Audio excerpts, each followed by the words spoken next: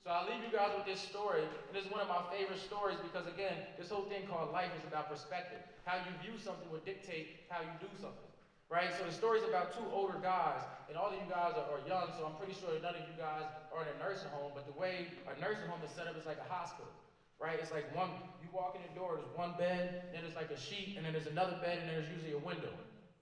So there was two old guys, and the one old guy that was by the door, he couldn't really move, so he'd always ask the guy by the window to look out there and tell him what he seen. So my man would always look out there, and he's like, oh man, I see a dog chasing their tail.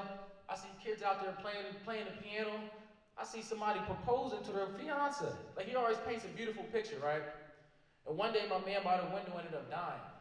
And like, that's not the point of the story because we all have a dead. But when he died, my man by the door started asking the nurse every day, hey nurse, you think you can move me over there?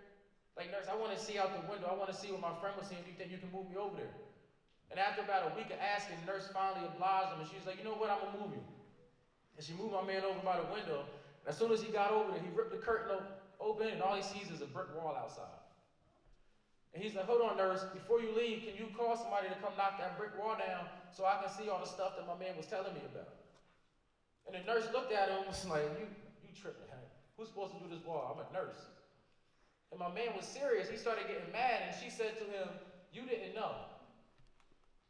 And I'll never forget because my man started getting mad. Like, I didn't know what? What are you talking? I just want to see.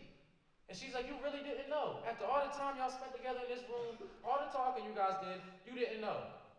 And my man said, I didn't know what? And she said, you didn't know that your friend that was by that window was born blind. He couldn't see out the window even if he wanted to. Everything he said he seen was for you. He tried to make your day better. And by making your day better, he tried to make your life better. When I come to these schools and I talk to you guys, the goal isn't, again, for you to be an angel, for you to be perfect. My only goal is to figure out how you guys can use your life to make somebody else's better. And sometimes it's as simple as making somebody smile. Sometimes it's as simple as holding the door for somebody. But I love to come and talk because, trust me, I understand how hard it is to be a kid. Right? Like when you're your age, people don't listen because they don't think you know. When you're your age, people don't get it. But I realized just how hard it is to have a positive mindset when you're around negative people. Right? Because like when I was in school, people used to make fun of me. Right? Like one kid told me I'm 11:59 because I ain't dark enough to be midnight. Like when he looks under his bed, I see TP. When we play hide and seek in the dark, TP's always going to win. Like kids used to be mean, right? They like talking about each other. But then what I started learning how to do was to take the negative, turn it into something positive to fuel myself. Right? Like it's called a mindset, a growth mindset or a stagnated mindset. Because again, in this thing called life, nobody's going to give you anything. Nobody is going to ever give you anything.